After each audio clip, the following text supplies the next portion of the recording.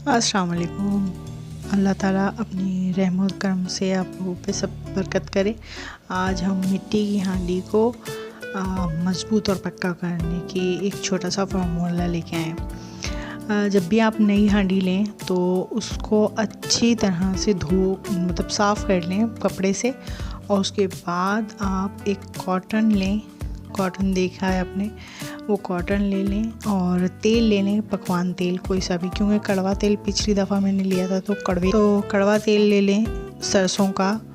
वो मैंने पिछली दफ़ा लिया था तो उसमें से बहुत ज़्यादा आई थी हंडिया में से, तो इस वजह से अब के मैंने पकवान तेल लिया है।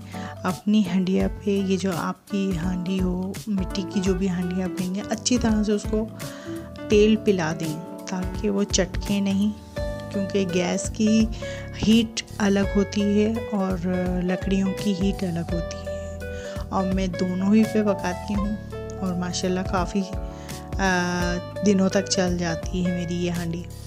मैंने एक लिया है, ये हांडी ली है, और एक मैंने तसला लिया है। ये देखें, अच्छी तरह से इसके अंदर मैंने डाला है। पूरी आधी प्याली इस एक देगची ने ही पी लिया है तेल। और ये है एक तसला टाइप का है, उसको भी मैंने अच्छी तरह से तेल लगाया है, ये देखें, ताकि ये अच्छी तरह से पी ले। अच्छा, करीब से देखेंगे ना तो चटका होता है, क्या नाम है उसका, जो ऊपर का शीशा होता है उसको अच्छी तरह से देख के लें।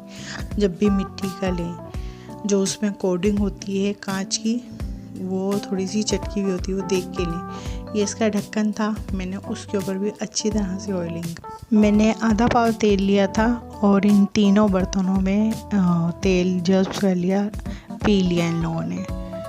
और मेरे चैनल को सब्सक्राइब करें, लाइक करें, शेयर करें। अपनी दुआओं में बहुत याद रखा करें, क्योंकि हम लोग एक दूसरे को शेयर करेंगे जब ही अल्लाह ताला हमारी मुश्किलात दूर करेगा।